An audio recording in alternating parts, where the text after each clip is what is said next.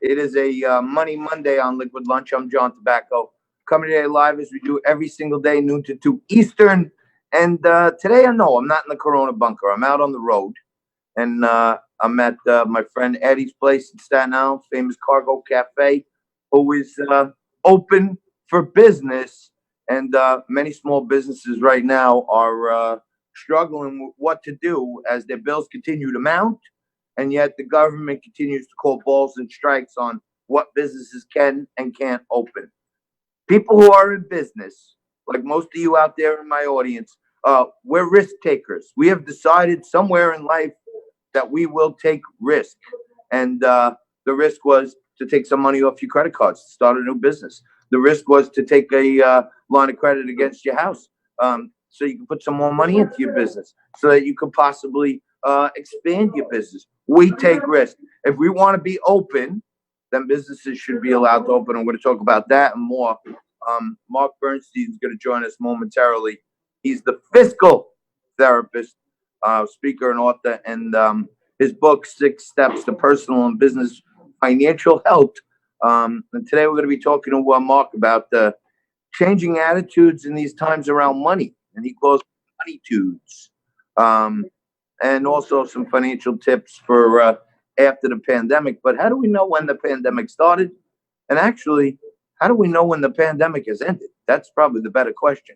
I don't know. I think the market itself, Dow Jones, continues to be problematic at best. At these levels, I think it's overbought.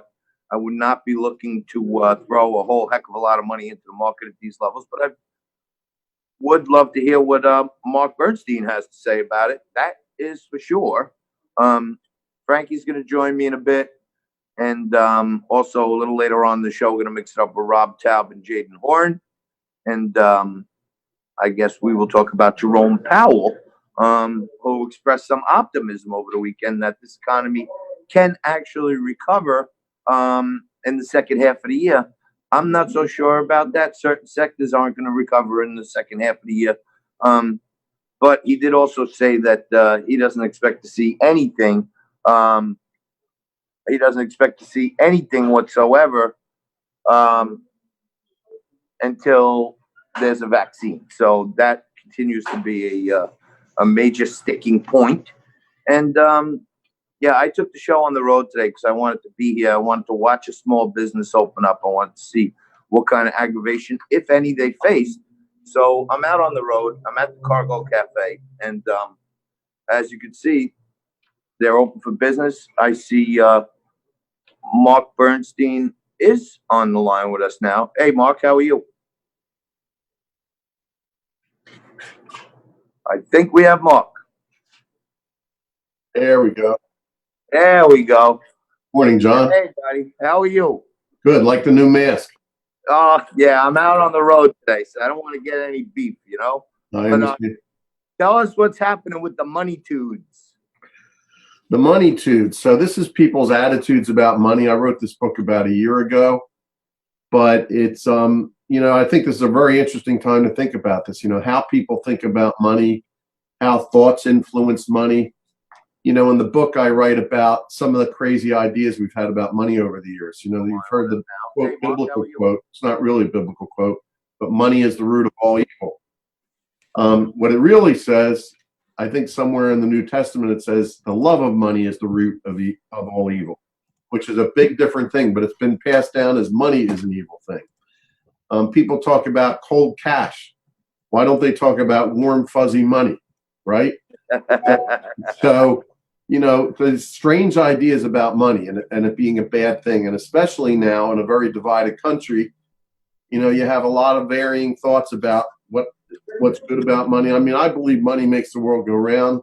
I believe everyone's entitled to abundance. It's a hard time to think about that now. So in the book, I have some quotes that are meant for humorous purposes or make you think.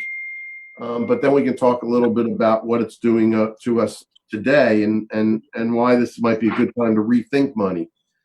But Alexander Hamilton supposedly said, money isn't everything, but it certainly keeps you in touch with your children. I can vouch for that one. That's Yeah, it's my definitely Venmo is lighting up constantly for my kids. right. Exactly. I have a shirt that my daughter had given me. It says "Dad ATM" and it says "Push here" and it's got an arrow on the heart. So here's Frank, you when joined us. Bernard Shaw rewrote the one I talked about before. Lack of money is the root of all evil. Think about that. Bo Derek, of all people, said, "Whoever said money can't buy happiness simply didn't know where to shop." It's a funny one. You probably know you're a New Yorker, Yogi Berra, a nickel ain't worth a dime anymore. But Will Smith said, "Too many people spend money they haven't earned to buy things they don't want to impress people they don't like." That makes you think. That one's on the money. It is on, so to speak. It is on the money.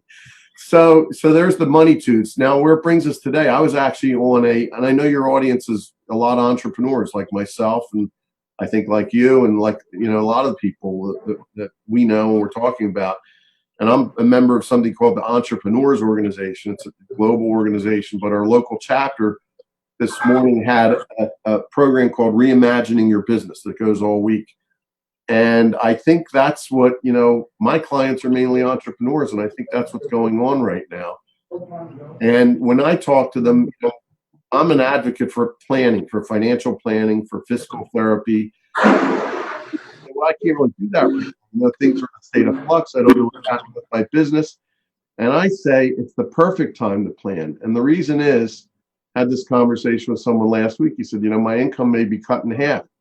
I said, great, let's do a plan that if your income is cut in half. And some other assumptions about that, because what you're doing is you're taking a very conservative view then of where you are. And one of the things I'm noticing is that people don't value the same things that they did, and as they even did like 3 months ago, 6 months ago, let's say 6 months ago. People are looking at things differently. I had one client who sold a business say, I don't need 5 cars anymore.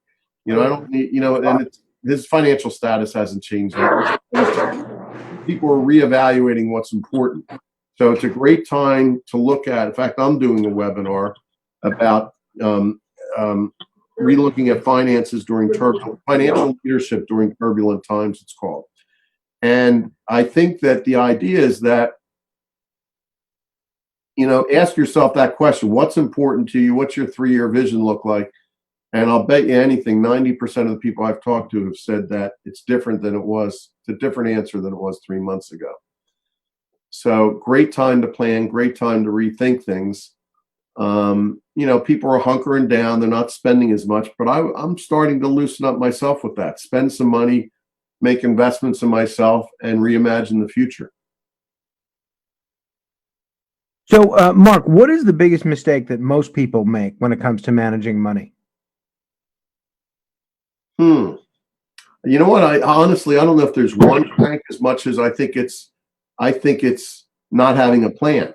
Mm-hmm. Therefore they might be spending more than they have. They might be not saving enough. They may not be imagining the right time to exit their business or to retire, because they don't have a plan. I think that's the biggest thing I would say. Wow. So, hey, Mark, I know you think there's going to be, at least a certain set of guidelines you have for people to look at coming out of the pandemic. What are the tips or areas people can look to get their fiscal fitness back online after the pandemic? Well, look, number one, don't stop doing what you did that worked before. So if you're investing, invest. Maybe dollar cost average till we figure out, when the turbulence in the market slows down. So go in dollar cost averaging, but continue to invest, continue to save if you can. Continue, if you're entrepreneurial, to reinvest in yourself, but rethink where it is you're putting your money, because it may be different. I think, everyone's going to have new challenges because, for instance, I'm in a very person-to-person business. I've never done webinars, or I'm calling webcons, web conversations. I've never done them before, but guess what? It's my new way of meeting new people and getting out there. Others are talking with somebody in our group this morning, a nanny organization. Think about that that having people go into their homes to take care of children. But so her business slowed to nothing. But now people are realizing they can't be at home and take care of their kids. So she's reimagining new ways. She's going to have camps at home, a new way to provide that service. So Tremendous. yep. All right. Well, Mark, thank you. Thank you so much for joining us again. We really appreciate your insights and tips. Marc Bernstein is the fiscal therapist, and you got to check out the Fiscal Therapy Solution 1.0, 6 steps to personal and business financial health. Mark, thanks so much. Really appreciate it. Thank you, gentlemen. Have a great day. We're going to take a quick break right now. We're going to come back with more Liquid Lunch, and we're going to mix up a drink, and mix it up on politics with Jaden Horn and Rob Taub right here on Liquid Lunch right after this.